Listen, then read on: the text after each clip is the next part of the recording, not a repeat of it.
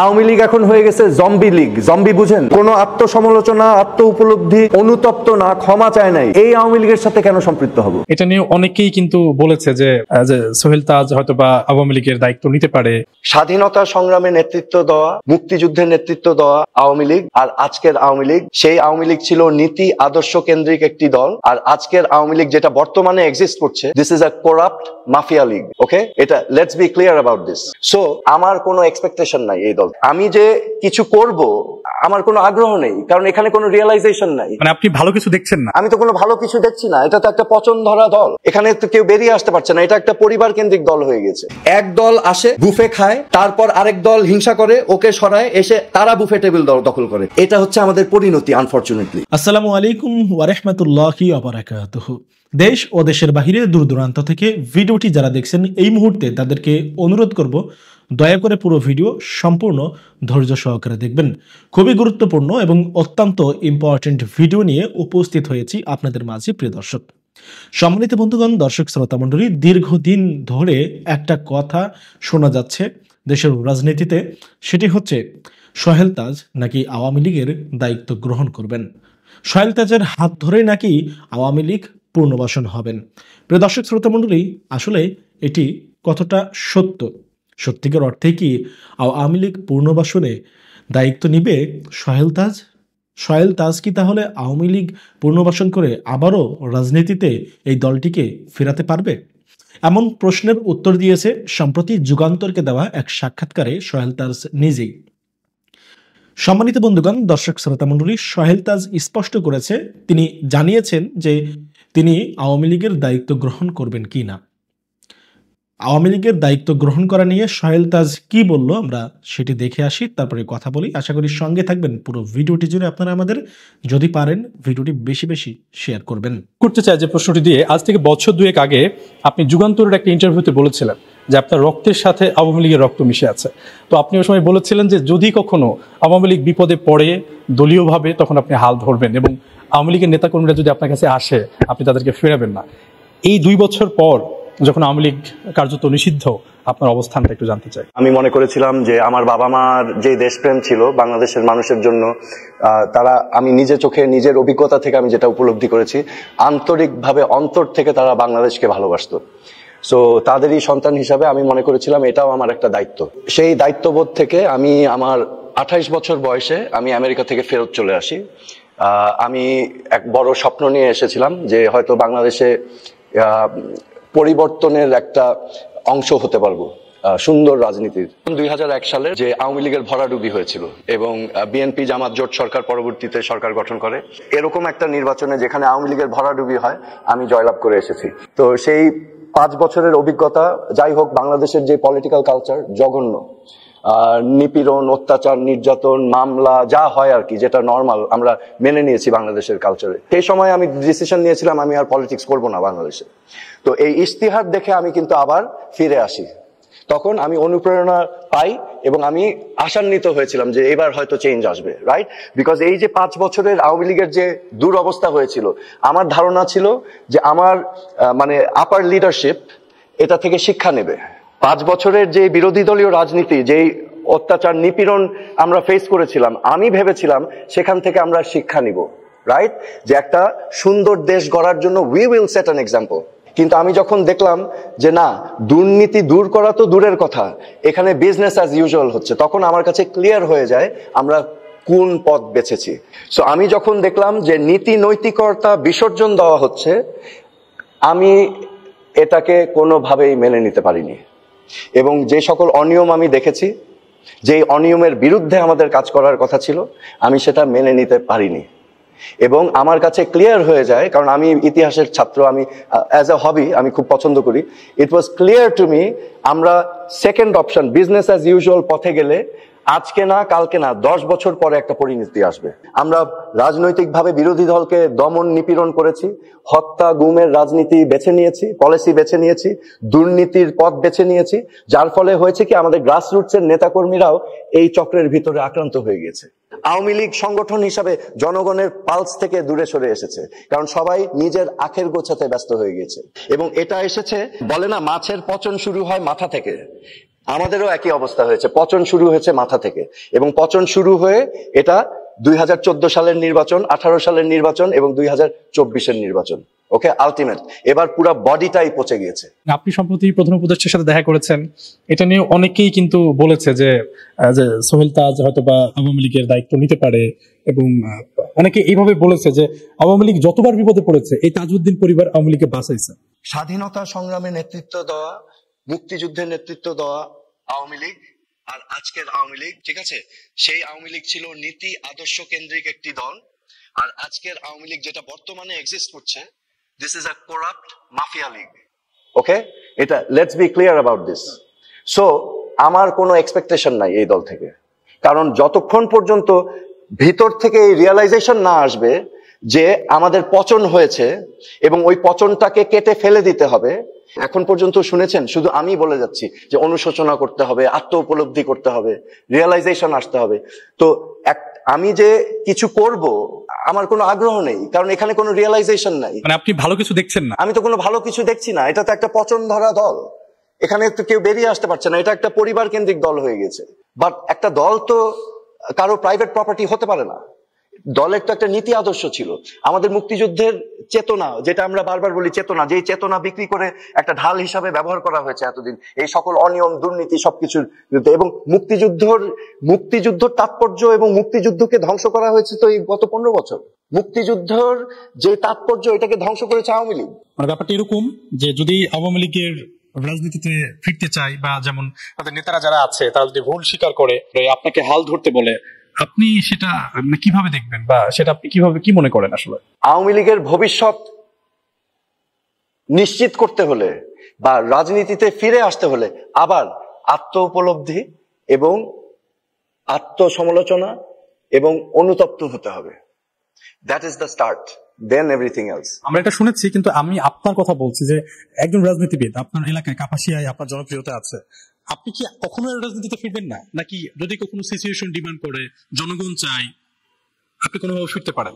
এই মুহূর্তে আমি ফ্র্যাঙ্কলি বলবো, হ্যাঁ ফ্র্যাঙ্কলি আমি খুব হতাশ। আমি খুবই হতাশ। আমি বাংলাদেশের ভবিষ্যৎ ভালো দেখছি না। হ্যাঁ, এবং আমি আশা করছিলাম যে একটি সুন্দর ভবিষ্যৎ হবে, বাট আমাদের সেই নোংরা পচা নষ্ট রাজনীতির কালচার এখনো চেঞ্জ হয়নি।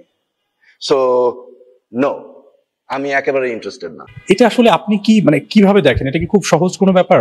পচন শুরু হয়েছিল মাথা থেকে, আওয়ামী লীগ এখন পুরা পচে গিয়েছে। This is not what a political party does. এটা তো একটা পলিটিক্যাল পার্টি করতে পারে না। আমাদের হাতে অপশন ছিল, কিন্তু একটা অপশন ছিল যে ভুল হয়েছে, এই যে ছাত্র জনতার উপর যে নির্বিচারে গুলি করা, পুলিশ প্রশাসনকে ব্যবহার করা, গণহত্যা, স্বীকার করে নেওয়া অ্যাজ এ পার্টি যে হ্যাঁ ভুল হয়েছে, এবং তারপরে শুধরানো। সেটা হচ্ছে একটা গণতান্ত্রিক দল সেভাবে যেত। কিন্তু এই পথ, সেকেন্ড অপশন, ওই যে আগের দুইটা অপশন ছিল, গণতান্ত্রিক পথ আর একটা হচ্ছে বিজনেস অ্যাজ ইউজুয়াল। তো এটা সাংঘাতিক একটা, আমি দেখছি এটা একটা বিপজ্জনক option for Awami League. It will not work. আপনি কি মনে করেন যে আবারও কু হতে পারে? আপনি এটা বিশ্বাস করেন? আমি এখানে জাস্ট একজন ব্যক্তি হিসাবে আমার মতামত দিচ্ছি। কি হতে পারে? সংঘাত হলে, যেহেতু আমাদের সেনাবাহিনী আছে আমাদের সার্বিক নিরাপত্তার জন্য, দে মে টেক ওভার, এবং তারপরে হয়তো 1-2 বছর পরে আবার নির্বাচন হবে। That is an option. আর কি হতে পারে? Civil war I don't see, সেটা হবে না। হ্যাঁ, বড় জোর। কিন্তু আমি যেটা বারবার বলতে চাচ্ছি, আমাদের একটু ম্যাচিওর হতে হবে। সব দলের ম্যাচিওর হয়ে দেশটা নিয়ে আগে চিন্তা করতে হবে। হ্যাঁ, নিজেরটা না, দেশকে নিয়ে চিন্তা করতে হবে আগে। আওয়ামী লীগ এখন হয়ে গেছে জম্বি লীগ। জম্বি বুঝেন? কোনো আত্মসমালোচনা, আত্ম উপলব্ধি, অনুতপ্ত না, ক্ষমা চায় নাই। এই আওয়ামী লীগের সাথে কেন সম্পৃক্ত হব? দেখেন, আওয়ামী লীগ একটা জিনিস আমি আগে বলেছি সবসময়, এটাকে বলা হয় একো চেম্বার। একো চেম্বার হচ্ছে, আপনি খেয়াল করবেন আওয়ামী লীগ যখন ক্ষমতায় ছিল, চারিদিকে তাদের মাইক্রোফোন এবং লাউড স্পিকার দিয়ে তাদের কথা তারাই শুনছে। ঠিক আছে, আমি যা বলছি আপনি শুনেছেন, ওইটাই আবার আমাকে বলেছেন, আমি আবার আপনাকে বলেছি। এটাকে বলে একো চেম্বার। নিজের কথা নিজে বিশ্বাস করে নিজের প্রোপাগান্ডা নিজে খেয়েছে। এখন একই জিনিস হচ্ছে, ওই যে আপা আপা করে নেত্রী করে ফোন করে বলে যে আপা আপা আপনার জন্য বাংলাদেশ পাগল হয়ে গেছে। ঠিক আছে, আপনি চলে আসেন। এখন উনি আবার ভাবতেছে আসলেই ওনার জন্য পাগল হয়ে গেছে, এখন উনি আবার হরতাল এবং সমাবেশ করার জন্য নির্দেশ দিচ্ছে, নিরীহ মানুষগুলোকে এখন মারাবে। এবং তাই তো হচ্ছে, দেখেন নাই এখন কি হলো 32 নম্বরে কি হবে? এখন নেতাকর্মী একটাও তো ঘরে থাকতে পারবে না, তো এখন নিরীহ মানুষগুলোকে ঠেলে দিচ্ছে নির্যাতন অত্যাচারের। তো হবেই তো, মাফ চায় নাই, ক্ষমা চায় নাই, আত্ম-উপলব্ধি নাই, অনুশোচনা নাই, উল্টা এখন আন্দোলন। যেখানে আহতরা এখনো চিকিৎসার জন্য প্রোটেস্ট করছে, যেখানে অন্ধ 600 মানুষ এখনো পড়ে আছে, যেখানে 1500 মানুষ প্রাণ দিয়েছে, সেখানে আপনি আন্দোলন করতে বলতেছেন। যারা এই ঘটনা ঘটিয়েছে তারা আন্দোলন করবে, মানুষ এখন যে আরো কিছু করে না, এটাই তো আশ্চর্য। একটা স্ক্রিনশট প্রকাশ হয়েছে, এটা সত্য মিথ্যা আমরা এখন নিশ্চিত হতে পারি না। সেখানে আওয়ামী লীগের হাল ধরার জন্য তাজউদ্দিন পরিবারকে ডাকা উচিত বলে অনেকে স্ক্রিনশটে মেসেজ আমরা দেখেছি হোয়াটসঅ্যাপে। মানে আপনি কতটা অবগত আছেন, বা আওয়ামী লীগের হাল ধরার জন্য যদি তাজউদ্দিন পরিবারকে ডাকা হয়, অনুরোধ করা হয়, এই আওয়ামী লীগ, যে আওয়ামী লীগ, আবার বলছি, কোনো আত্মসমালোচনা, আত্ম উপলব্ধি, অনুতপ্ত না, ক্ষমা চায় নাই, এই আওয়ামী লীগের সাথে কেন সম্পৃক্ত হব? কেন? যে আওয়ামী লীগ এখনো বুঝতে পারছে না, স্বীকার করছে না, তাদের তাদের তাদের নাম ভাঙিয়ে যে গণহত্যা করা হয়েছে, তাদের নাম ভাঙিয়ে। তো শেখ হাসিনা কোন দলের সভাপতি? আওয়ামী লীগের সভাপতি। এই দলের নাম ভাঙিয়ে করেছে না সবকিছু। ক্ষমতায় আসছে কোন দলের নামে? আওয়ামী লীগের নামে। তাকে সভাপতি করেছে কারা? এই দলই তো করেছে। এবং এই মানুষটি গিয়ে রাষ্ট্রীয় ক্ষমতা ব্যবহার করে এই হত্যাযজ্ঞ চালালো। এখন আপনি তাকেই আবার নিয়ে আন্দোলনে নামতে যাচ্ছেন। এই দলে ভবিষ্যৎ কি হতে পারে আপনি বলেন? নামগুলো আসছে, এখন নাম আসলে আসতে পারে, এটা তো আমার কিছু করার নেই। আপনার রাজনৈতিক পরিকল্পনা কি? আমার কোনো রাজনৈতিক পরিকল্পনা নেই। আমি খালি বাংলাদেশের ভালো চাই। আমি চাই বাংলাদেশ একটি সমৃদ্ধশালী, বৈষম্যহীন, দুর্নীতিমুক্ত, সুন্দর বাংলাদেশ হবে, যেখানে মেধাই হবে সবকিছুর মাপকাঠি, যেখানে একটা মধ্যবিত্ত পরিবারের সন্তান একেবারে প্রধানমন্ত্রী হওয়ার যোগ্যতা থাকলে হতে পারবে, এরকম একটা দেশ আমি চাই। একটা মধ্যবিত্ত পরিবার, নিম্ন মধ্যবিত্ত পরিবারের সন্তান লেখাপড়া করে একেবারে একটা কোম্পানির সিইও হতে পারবে। ঠিক আছে, আমি ওই রকম বাংলাদেশ চাই, যেখানে কোনো বাধা আসবে না, রাজনৈতিক বাধা প্রতিকূলতা আসবে না, রাইট? যেখানে কাউকে ঘুষ দিতে হবে না, যেখানে কাউকে খুশি করতে হবে না। আমার যোগ্যতা, মেধা দিয়ে আমি উঠতে পারবো, যেগুলো উন্নত বিশ্বের দেশগুলোতে হয়। আমি একটা কথা এখানে উল্লেখ করি, আমি নিজে দেখেছি আমেরিকাতে বাংলাদেশ থেকে অনেক ইমিগ্রেন্টস গিয়েছে, রাইট? দেখা যাচ্ছে কোনো লেখাপড়া নাই, একদম নিম্ন কাজ করছে, জ্যানিটরের কাজ করছে ম্যাকডোনাল্ডসে। তারই সন্তান লেখাপড়া করে ওই সিস্টেমের মধ্যে কলেজ, ইউনিভার্সিটি পাশ করে দেখা যাচ্ছে একদম আপার মিডল ক্লাসে ঢুকে যাচ্ছে। কিভাবে? কারণ কোনো প্রতিবন্ধকতা নাই। যার যেই মেধা আছে ওই মেধা অনুযায়ী যদি সে চর্চা করে, সে উঠে যেতে পারবে স্টেজ বাই স্টেজ। কিন্তু বাংলাদেশে আপনি যতই মেধা আপনার জন্য প্রত্যেকটা জায়গায় বাধা সৃষ্টি করা হচ্ছে। পরীক্ষায় ঘুষ দিতে হয়, রেজাল্টের জন্য ঘুষ দিতে হয়, চাকরির জন্য ঘুষ দিতে হয়, রাজনৈতিক কানেকশন লাগে, তাই না? এগুলো কেন থাকবে? তো এইগুলো মুক্ত একটা বাংলাদেশ আমি চাই। আচ্ছা, একটা বিষয় হচ্ছে যে এই যে আপনি, যেখানে একটা ইয়াং ছেলে বা মেয়ে তার স্বপ্ন পূর্ণ করতে পারবে, right? They can realize their dreams. এখন আপনি, এবং সেটা একমাত্র সম্ভব যদি সিস্টেমটা ঠিক হয়। আপনি তো সরকারের সমালোচনা করলেন, আপনার দলের সমালোচনা করলেন, শুরু থেকে আপনি সমালোচনা করে আসছেন, কিন্তু যখন দল ক্ষমতা ছিল তখন করেননি। আমার প্রশ্নটা হচ্ছে যে তখন কেন করলেন না? আর আমি শোনেন, এটা ভুল কথা। কে বলছে আমি সমালোচনা করি নাই? বাংলাদেশে আর কয়জন পদত্যাগ করছে বলেন? কয়জন পদত্যাগ করছে? প্রতিবাদের সবচেয়ে বড় ভাষা হচ্ছে পদত্যাগ। I did it. আমি সমালোচনার কথা বলছি আর কি। সমালোচনা, প্রতিবাদ আর সমালোচনা কি আলাদা? প্রতিবাদের মাধ্যমে আপনি হাজার হাজার সমালোচনার চিত্র আপনি তুলে ধরতে পারেন। ওকে, এই যে আমার পদত্যাগ করার পরে আমার পরিবারের উপরে যেই খর্ব নেমে এসেছিল, আমার মেজ বোনের ছেলেকে পুলিশ নির্যাতন করলো, ওকে, আমার পরিবারের উপরে হামলা হলো, আমাকেই তো গায়েব করে দেওয়ার প্ল্যান ছিল।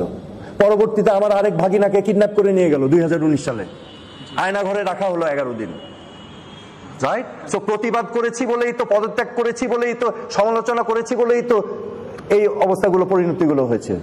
ঠিক আছে, এগুলো ঠিক না। এগুলো একজন নিরপরাধ মানুষের বিরুদ্ধে গীবত ছাড়া আর কিছু না। মন্ত্রী যখন ছিলেন তাদের কি কোনো পরামর্শ নেওয়া হতো না, সিদ্ধান্ত আসতো শেখ হাসিনার কাছ থেকে মন্ত্রী যারাই থাকুন না কেন? তো ইয়েস, এখানে ডিসকাশন বলে কিছু ছিল না। এখানে আওয়ামী লীগের ওয়ার্কিং কমিটি ছিল একটা শোকেস, আওয়ামী লীগের প্রেসিডিয়াম পলিসি মেকিং বডি ছিল জাস্ট এই যে আমার এখানে দেখছেন ট্রফি আছে, ট্রফি শোকেসে সাজানো, এদের কোনো ফাংশন নাই। Okay, so it was top down এবং একদম টপ থেকে টপ ডাউন। 5 আগস্টের পূর্বে আপনি একবার ডিবি অফিসে গিয়েছিলেন, সমন্বয়ক যারা ছিল তাদেরকে আপনি কথা বলতে গিয়েছিলেন, তখনও নিশ্চিত ছিল না যে আওয়ামী লীগ সরকার পালিয়ে যাবে বা শেখ হাসিনা পালিয়ে যাবে, সেই সময় কোনো চাপ কি ফিল করেছিলেন? আমি প্রথম প্রতিবাদ করি আমার অবস্থান থেকে। আমি যখন 15-16 তারিখে দেখলাম যে নিরীহ ছাত্রছাত্রীর উপর নির্যাতন চলছে, ছাত্রলীগ দিয়ে হলগুলোতে ছাত্রছাত্রীদেরকে পেটানো হচ্ছে লাঠিসোঁটা দিয়ে, রামদা দিয়ে, এবং পুলিশ যখন গুলি করলো, আবু সাইদ মারা গেল, তখন আমি একটা স্ট্যাটাস দিয়েছিলাম আমার ফেসবুক পেজে। আমার অবস্থান থেকে এটা একটা, আমি বলবো এটা একটা মারাত্মক জিনিস আমি করেছিলাম, ঠিক আছে? কারণ আমি অনেক রিস্ক নিয়েছি, আমার উপরে এমনি প্রেশার সবসময় থাকতো, কিন্তু আমি রিস্ক নিয়েছি কারণ আমার বিবেক বলে একটা জিনিস আছে। কারো কোনো ধারণা ছিল না আন্দোলনটা কোন দিকে যাবে, কারণ আমরা শুনছিলাম আরো কঠোর হবে, আবার বলছে যে সমঝোতা হবে, আবার বলছে যে আলোচনায় বসবে। সো ওই মুহূর্তে যখন আমি দেখলাম যে ডিবি অফিসে আবার একটা নাটক সাজানো হচ্ছে, এটা আমাকে খুব বদার করলো, কারণ আমি তো জানি এগুলো কিভাবে হয়, ধারণা আছে। তো আমার কাছে জিনিসটা একেবারে ভালো লাগেনি। তখন দেখলাম আবার সমন্বয়করা নাকি আন্দোলন প্রত্যাহার করার ঘোষণা দিয়েছে, আবার তার কয়েকদিন আগে দেখলাম তাদেরকে নির্যাতন করা হয়েছে। লুক, দিস ওয়াজ পিওরলি মাই কনসার্স। আমার বিবেক আমাকে নাড়া দিয়েছে যে আমি কি করতে পারি। আমি তো একজন সাধারণ নাগরিক, কিন্তু আমার একটা পরিচিতি আছে, ক্যান আই হেল্প? তখন আমি চিন্তা করলাম আমি ডিবি অফিসে যাব, এবং এখানে যে ড্রামাটা হচ্ছে যে তারা সেফ কাস্টডিতে আছে, আমি যদি এটা প্রমাণ করতে পারি যে তারা সেফ কাস্টডিতে নাই এবং তারা গ্রেফতার হয়েছে, তাহলে তারা যেই ঘোষণা দিয়েছে ইট বিকামস ইনভ্যালিড, কারণ গ্রেফতার অবস্থায় কোনো ঘোষণা কিন্তু গ্রহণযোগ্য হয় না। ওকে, দ্বিতীয় তাদের সেফটি, যে আমি গেলে এটা এখানে হাইলাইট হবে। তৃতীয়, আমার একটা মেসেজ ছিল আমার সেনাবাহিনীর ভাই বোনদের কাছে এবং আইন শৃঙ্খলা রক্ষাকারী ভাই বোনদের কাছে। সেই মেসেজটা কি আমি জানি, আমাকে অনেকেই পছন্দ করে এই বাহিনীগুলোর ভিতর। তা আমি একটা মেসেজ দিতে চেয়েছিলাম যে আর একটা প্রাণ যেন আমরা না হারাই, ঠিক আছে? আর একটা গুলি যেন না যায়। আমি ভেবেছি আমার কথায় যদি একটা গুলিও কম হয়, I will save a life. এখন তো একটা সরকার, অন্তর্বর্তীকালীন সরকার দেশ চালাচ্ছে, বিএনপি একটা বড় দল, তারা নির্বাচন চাচ্ছে, কিন্তু একজন উপদেষ্টা যে তিনি বললেন যে মানুষ গণ অভ্যুত্থানে নেমেছে নির্বাচনের জন্য না, তারা নেমেছে সংস্কারের জন্য। কি মনে হয় যে নির্বাচন আসলে কতদিনের মধ্যে দেওয়া উচিত, বা মানুষের আসলে এখানে চাওয়াটা কি ছিল গণ অভ্যুত্থানের মধ্যে দিয়ে? না, এখন দেখেন রাজনৈতিক দলরা তো চাবেই নির্বাচন, কিন্তু আমার মতে আমি সাধারণ মানুষ, জনগণ, আপনারা আলাপ করে দেখেন, ইউ আর দ্য মিডিয়া, আপনাদের কাজই কিন্তু এটা। আপনারা জরিপ করেন, জনগণের সাথে কথা বলেন, জিজ্ঞেস করেন কি চায়।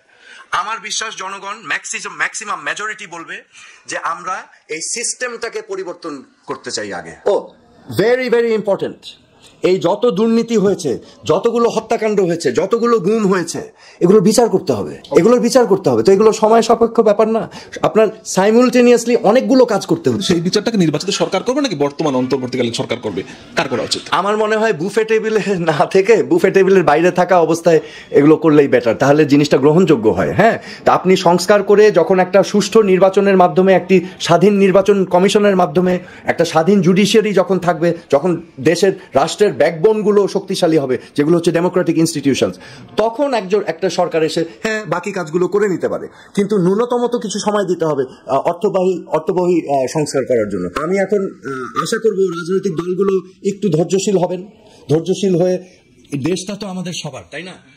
একটু ভালো হোক না। আপনি রাজনীতিতে ফিরবেন কিনা এই প্রশ্ন অনেকবার এসেছে, এবং তখন আপনি কয়েকটা শব্দ উচ্চারণ করেন রাজনীতি নিয়ে, যে পচা, দুর্গন্ধ এবং নোংরা। বর্তমান রাজনীতি এরকম কেন মনে হচ্ছে আপনার কাছে? একটা ইন্টারেস্টিং জিনিস দেখবেন, আমাদের বাংলাদেশে কেন জানি 15 বছর পর পর একটা বিশাল চেঞ্জ আসে। 75 ঘটলো, 75-এর 15 বছর পর কবে বলেন? 90, 91। ওকে, গণতন্ত্র আসলো, তথাকথিত গণতন্ত্র। এটার সাথে আপনি এখন 15 বছর যোগ দেন, কোন সাল হয়? 2006, 111 থেকে আপনি এখন 2009 থেকে 15 বছর অ্যাড করেন, কোন সাল হয়? কারেন্ট। সো আমি যেটা দেখেছি, বাংলাদেশকে রাজনৈতিক দলগুলো একটা বুফে টেবিলের মতো ট্রিট করেছে। এটা হচ্ছে খাওয়া দাওয়ার মহা উৎসব। এখানে বুফে টেবিলে আমরা খাবলিয়ে খেয়েছি এবং আমাদের সমর্থক গোষ্ঠীদেরকে ছিটে ছিটে খাওয়া দিয়েছি চারিদিকে। এক দল আসে, বুফে খায়, তারপর আরেক দল হিংসা করে ওকে সরায়, এসে তারা বুফে টেবিল দখল করে, আবার ওরা বুফে খায়, আবার 15 বছর হয়ে গেলে দুইটাই আউট হয়ে যায়। বুঝেছেন? এটা হচ্ছে আমাদের পরিণতি আনফরচুনেটলি। এই পছন্দ ধরা দলের দায়িত্ব কোনোভাবেই নিয়ে এই দলকে সুষ্ঠু স্বাভাবিক পর্যায়ে ফেরানো সম্ভব নয়। যতক্ষণ পর্যন্ত নিজের ভুলের কথা স্বীকার না করবে, যতক্ষণ পর্যন্ত অনুতপ্ত বোধ নিজেদের মধ্যে না আনবে আওয়ামী কর্মীরা, ততক্ষণ পর্যন্ত আওয়ামী লীগ এই বাংলার জমিনে ফিরতে পারবে না, এমনই মন্তব্য করেছে সোহেল তাজ। আপনারা শুনলেন। এখন ব্যক্তিগত মতামত অবশ্যই কমেন্টে জানিয়ে যাবেন আপনারা কি বলতে চান, আপনাদের মতামত কি। সম্মানিত বন্ধুগণ, দর্শক শ্রোতা মণ্ডলী, ভিডিওটা শেষ করব। ভিডিও শেষ করার আগে বলবো, আপনারা যদি আমাদের চ্যানেলে নতুন হয়ে থাকেন তাহলে অবশ্যই আমাদের চ্যানেলটা সাবস্ক্রাইব করে পাশে থাকা বেল বাটনটি ক্লিক করে রাখবেন, যাতে পরবর্তী সমস্ত আপডেট আপনাদের কাছে সকলের আগে পৌঁছায়। সুপ্রিয় দর্শক শ্রোতা মণ্ডলী, আজকের মতো এ পর্যন্তই। দেখা হবে আরো অন্য কোনো এক ভিডিওতে। সোহেল তাজ আওয়ামী লীগের দায়িত্ব এখন পর্যন্ত নেওয়ার কোনো সিদ্ধান্ত গ্রহণ করেননি, স্পষ্টভাবে তিনি জানিয়ে দিয়েছেন। আপনারা শুনতে পারলেন। আল্লাহ হাফেজ।